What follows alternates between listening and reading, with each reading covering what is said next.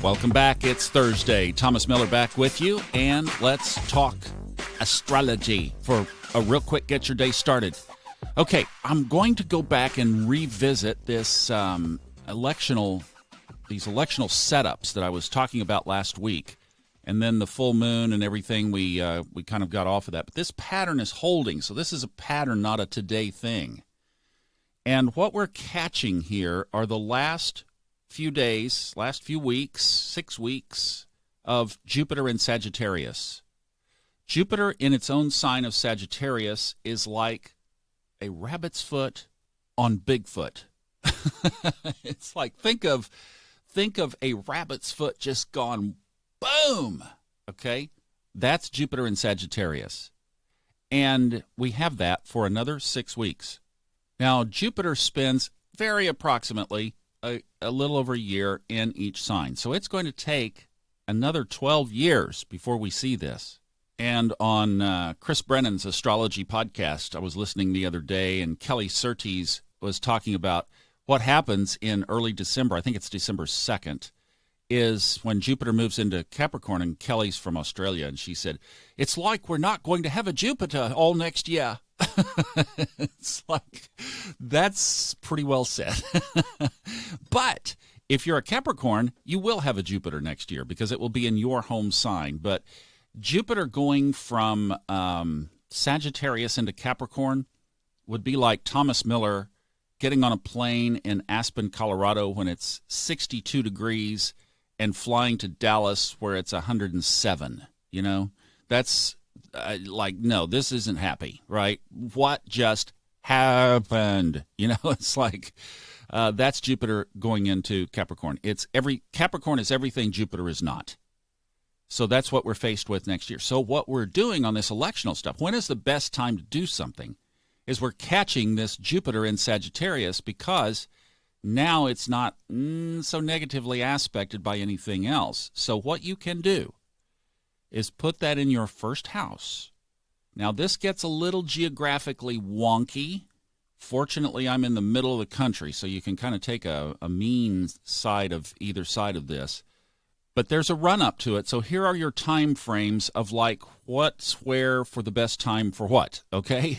So let's begin, just not to completely choke the whole day off, 9:05 in the morning. Now, these are all Eastern times I'm going to give you, okay? So 9:05 Eastern to 11:30 Eastern, we have Venus and Mercury in the first house in Scorpio. Now, for daytime, Venus is the greater benefic when you're using this style of astrology. So it's actually more powerful in a daytime chart than Jupiter. Now, Venus and Mercury are in Scorpio. That's not Venus's best place either because, remember, it just came out of its home sign of Libra, so it's in deep, dark, hidden, passionate Scorpio. Now, Venus might lock on to some of that passion. You better watch it at night now or in the middle of the day. I mean, it could be during the 9:05 to 11:30 time when Venus is in the first. Okay, Thomas, get back. Venus could get you, in other words. Woohoo.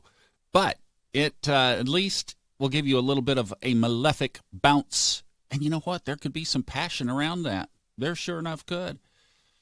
9:05. It's kind of late. But yeah, you do with it what you want. Venus is in the first house from 9:05 to 11:30. And then at 11:30, Jupiter in Sagittarius moves into the first house.